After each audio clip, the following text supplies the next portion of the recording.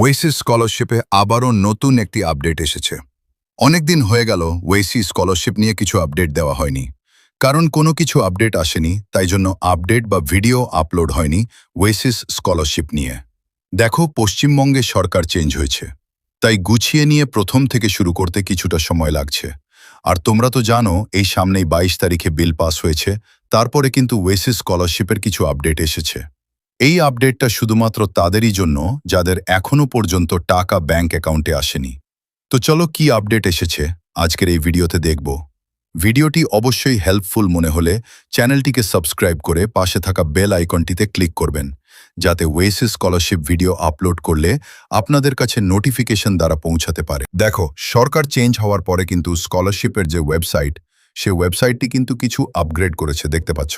এখানে সম্পূর্ণভাবে কিন্তু কিছু ডিজাইন চেঞ্জ হয়েছে। তো এখন মেইন কথা হচ্ছে যে যাদের এখনো ব্যাংক অ্যাকাউন্টে টাকা আসেনি, তাদের স্ট্যাটাস কিন্তু চেঞ্জ হয়েছে।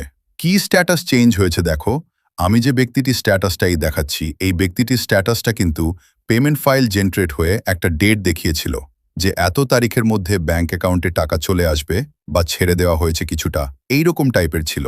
Payment file generated, sent to bank on January 20th, 2026।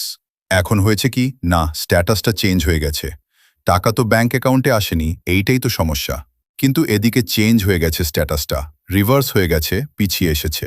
কি পিছিয়ে গেছে দেখো, আগের স্ট্যাটাসে দেখিয়েছিল status of disbursement, payment file generate দেখিয়েছিল, কিন্তু এখন স্ট্যাটাসটা পিছিয়ে গিয়ে রিমার্ক ফ্রম ডিস্ট্রিক্ট গেছে, অর্থাৎ পুনরায় আবার পেমেন্ট ফাইল জেনারেট হবে।